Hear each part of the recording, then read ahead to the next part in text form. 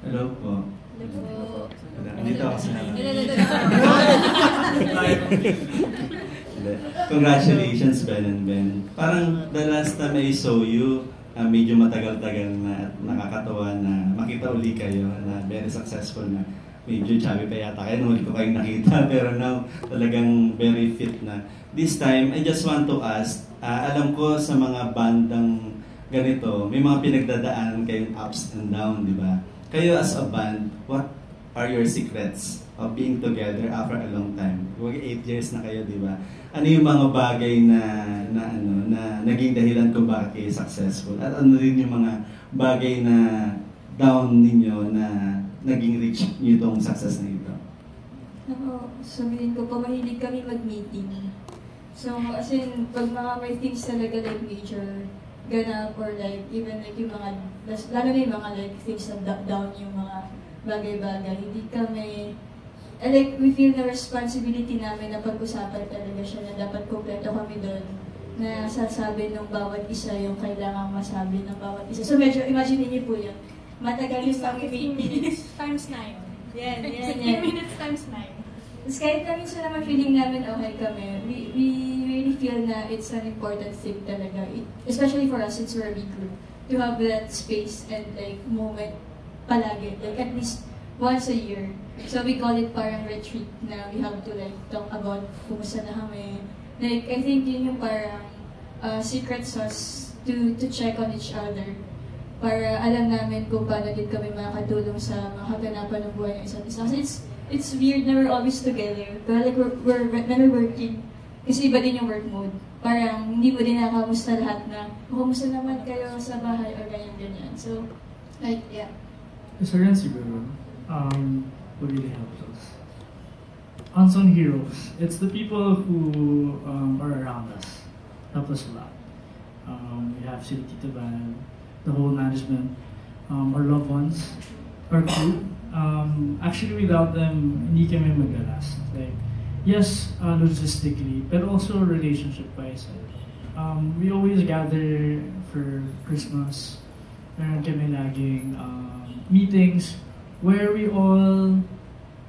Kasi iba-iba kaming tao eh. And usually talaga, honestly, hindi nagkakatugma certain in terms of style or thinking, you know. But I've seen from the past how we fought to stay together also. And so I would want to also give credit to not just kaming 9 to bring us where we are right now, but it's equally theirs.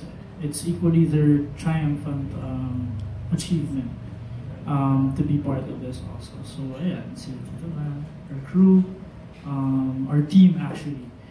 Yun yung I think hindi rin naalala ng tao. Like it takes a whole team for this to happen. It so happened na kami lang yung front, but right now I want to acknowledge them publicly also and give our thanks. So yeah. Parang we're just curious, no?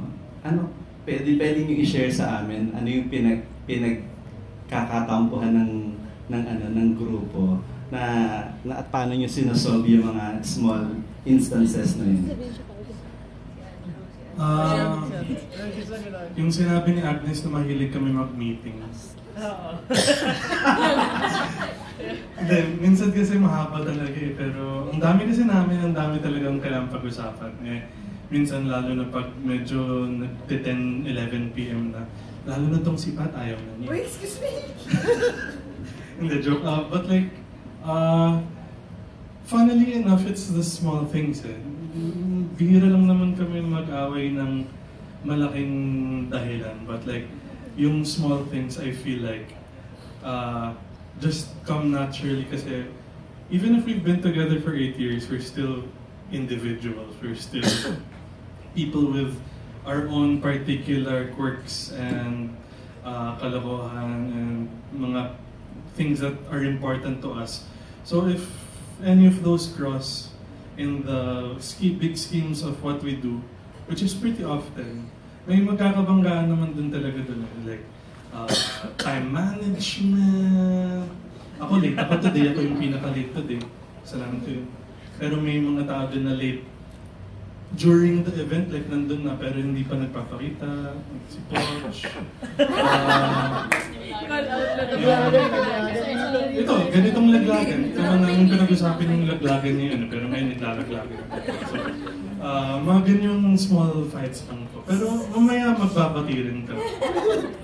Thank you. Yung last ano na lang question ng dinami-dami ng ng hit song ninyo. Ngayon na 8 years na kayo in the industry. What is the song of your group na pwedeng i-relate nyo ngayon sa success ng Ben and Ben? Yung song ko namin na Saranggola, if it was a song, and if it's an album, itong The Traveler Across Dimensions. Kaya, punta na po kayo sa Traveler Across Dimensions Tour. Malapit na po, May 24, ang pinakamalapit na dates. Thank you, Ben and Ben. Congratulations. Okay, parang feeling ko may Ano po? Actually, medyo sagot din siya dun sa tanong ni Sir kanina. Which is, yung isa sa mga challenges that, not just us, but I feel like, artists and bands din face with itong specific part ng work namin, which is, kasi ngayon, if you can see, parang 5 dates siya, and like, God willing na mag-increase yung dates, but also with that increase ng dates, yung isa sa mga common challenges, yung burnout. And by burnout, it's basically parang parang fatigue of doing something again and again. But of course, for every place that we play, it's going to be the first and probably the only time that they experience it. But being real about it, for us, we play it again and again. And parang, that comes with its own set of challenges and conflicts that arise because of, for example, parang may mga nangyari sa personal life, but we have to commit to these dates. And then, so I guess yun yung mga parang, pinangangambahan namin as this chapter of our music and our journey progresses. Kasi parang syempre, it comes with both yung positive things such as yung pagsalo sa isa't isa and everything, but it also comes with the negative things such as yung initial na mga disagreements and also yung emotional and mental and physical toll that it takes on each of us individually. Pero what encourages me and what encourages all of us is marami na rin kaming pinagdaanan enough and marami na rin kaming na-resolve enough na mga bagay doon sa mundong yun, doon sa realm ng mga challenges na yun, to be ready enough for this next chapter ng journey namin. Thank you. Do you get We always do a thing we call, it's like huddle plus cuddle. So we call it shadow. So we like pray and then parang may kami moment of like, kailangan work tayo together.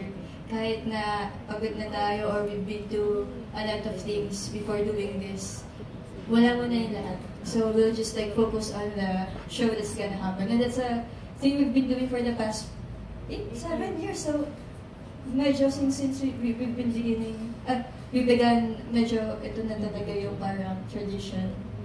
Yeah, yun lang naman eh. And also eating after ng mga show together sa mga local. We really love trying out yung mga local music, so we're excited for that. That's a tour na to.